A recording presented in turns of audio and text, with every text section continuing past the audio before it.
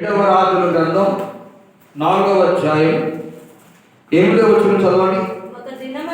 ఒక దినమందు ఎలీషా షూనేము పట్టణమునకు పోగా అచ్చట గనురాలైన ఒక స్త్రీ భోజనమునకు రమ్మని అతని బలవంతము చేసెను గనుక అతడు ఆ మార్గమున వచ్చినప్పుడల్లా ఆమె ఇంట భోజనము చేయించు వచ్చెను. చాలు. ఇక్కడ చూడండి, ఒకానొక దినమందు షూనేము అనే పట్టణమునకు దైవజనుడైన ఎలీషా వస్తూ ఉంటుండగా ఆ ఊర్లో గనురాలైన ఒక స్త్రీ ఉన్నది. ఆ స్త్రీ దైవజనులను భోజనమునకు రమ్మని బలవంతము చేసింది. దేవునికి స్తోత్రం. హల్లెలూయా. కొంతమంది స్త్రీలకు దైవజనులను ఆదరించాలని ప్రేమ ఉంటారు. కొంతమంది స్త్రీలకు దైవజనులకు భోజనం పెట్టాలని ప్రేమ ఉంటుంది. కొంతమంది స్త్రీలకు దైవజనులకు సహాయం చేయాలని మనసు ఉంటుంది. ఆ మనసుతో ఆ గనురాలైన షూనేమిరాలు సేవకుడిని బలవంతము చేశారు. మా ఇంటికి వచ్చి భోజనం చేయాలి. ఎందుకంటే నాకున్న విశ్వాసం ఏంటంటే మా ఇంటికి వచ్చి భోజనం చేస్తే మాకు దీవెన. కొంతమంది స్త్రీలు ఉంటారు, సేవకుడికి అన్నం పెట్టరు, సేవకుడిని పిలవరు. ఎవరైనా పెట్టేవాళ్ళంటే ఆమె పెట్టాలా మళ్ళీ కామెంట్ చేస్తారు. చెడు హృదయం, చెడు మనస్సు. కానీ ఇక్కడ చూడండి, ఒకానొక దినమందు దైవజనుడు ఆ షూనేము అనే పట్టణానికి వస్తుంటుంటే ఆ దైవజనుడు వస్తున్నాడని తెలుసుకున్న భక్తి కలిగిన స్త్రీమే. భక్తి లేని వాళ్ళు రకరకాలుగా అంటూనే ఉంటారండి, వాళ్ళ మాటలు పట్టించుకోకూడదు. అంటే వాళ్ళకి ఏం లేదని అర్థం, భక్తి లేదని అర్థం. ఆచార భక్తి ఉంటే ఉండవచ్చు, కుల భక్తి ఉంటే ఉండవచ్చు, మత భక్తి ఉంటే ఉండవచ్చు, కానీ నిజమైన భక్తి లేదని అర్థం. ఈమెకు నిజమైన భక్తితో, ఆత్మ సంబంధమైన భక్తితో ఆ దైవజనులను బలవంతము చేశారు. ఎందుకు? మా ఇంటికి వచ్చి భోజనము చేయండి. మరి మీరు ఎప్పుడైనా సేవకుడు బలవంతం చేశారు మీ మొక్కలు? మీ మట్టి మొక్కలు ఎప్పుడైనా ఆ ఆలోచన ఉందా? ఎవరైనా పెట్టేవాళ్ళు పెడుతుంటుంటే వాళ్ళ మీద కామెంట్లు చేస్తారా? మీరు పెట్టరు, పెట్టేవాళ్ళు పెట్టలేవారు. చెడు హృదయం అది, చెడు మనసు అది, చెడు అభిప్రాయాలు ఉండకూడదు మనలో. చూడండి, మరొక చదువు మాట 4:8 చదవమా.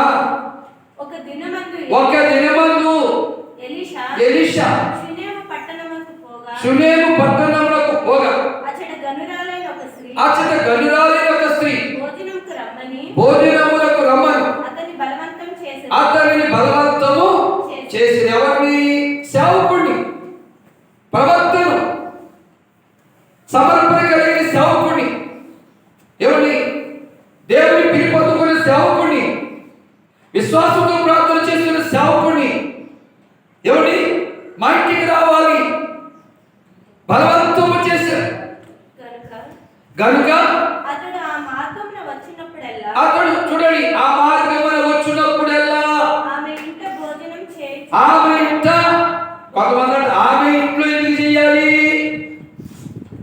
నీకు పిలవడం చేత కాదు, పెట్టడం చేత కాదు. పాపం ప్రేమ కలిగి, కనికరం కలిగి, జాలి కలిగి ఆమె పెడుతుంటుంటే ఆమె మీద మాత్రం నిందలు వేయడం చేతనమైంది. అంటే నీ హృదయంలో ఎవరున్నారు? సాతాను ఉన్నాడు. సాతానుకు చోటిచ్చారేమో. సాతాను గలిబిలి తెస్తాడు, కుటుంబంలో గలిబిలి తెస్తాడు, సంఘంలో గలిబిలి తెస్తాడు, సమాజంలో గలిబిలి తెస్తాడు.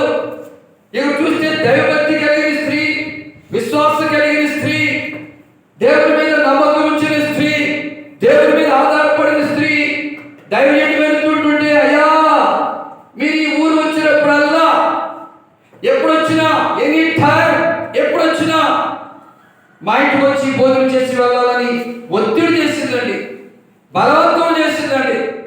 ఏమండి, మన కులస్తులు కానీ, మన బంధువులు కానీ, మన తోపుట్టులు కానీ, తాగుబోతులైనా, తిరుగుబోతులైనా, దొంగలైనా, మోసగాలైనా ఆయన వాళ్ళు అనియో ఓ అమయా మా ఇంటికి తింది కదా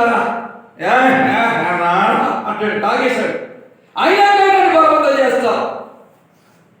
బాబో ఓ బావా మా ఇంటికి తినాలని వచ్చామని కోడి వచ్చాను బావా అంటాడు. చూడండి, అంటే భక్తి ఎక్కడుందో చూడండి మనకు, విశ్వాసం ఎక్కడుందో చూడండి మనకు. మళ్ళా ఆ స్త్రీ ఏం చేస్తుంది తెలుసా? ఇంకా కింద చదవమ్మా. కాగా చూడు, ఆమె తన పెనిమిటిని చూసి మన యొద్దకు వచ్చుచు పోవుచున్నవాడు భక్తిగల దైవజనుడని నేను ఎరుగుదును. దేవునికి స్తోత్రం, హల్లెలూయా. ఏమంటుంది?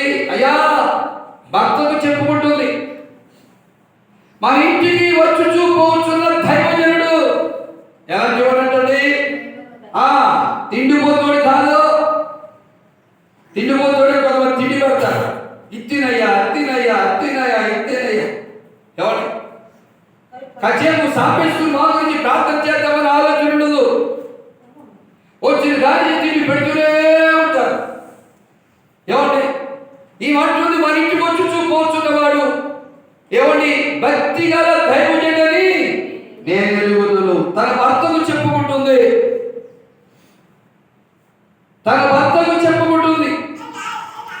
అలాంటి దైవజనుడు కాదు, సమర్పణ కలిగిన సేవకుడు, పిలిపొందుకున్న సేవకుడు, త్యాగం కలిగిన సేవకుడు, అన్ని విడిచిపెట్టి ఆత్మల కోసం ఎండనక వాననక రేయనక పగలనక కష్టపడే సేవకుడు అయిన భక్తి గల దైవజనుడని నేను ఎరుగుదును. దేవుని స్తోత్రం.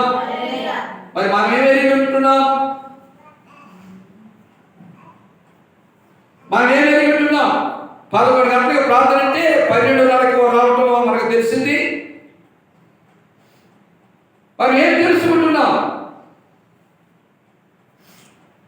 ఈరోజు పరిశుద్ధాత్మ దేవుడు నీకు ఈ సంగతిని తెలియజేస్తున్నాడు. ఆ తల్లి అంటుంది,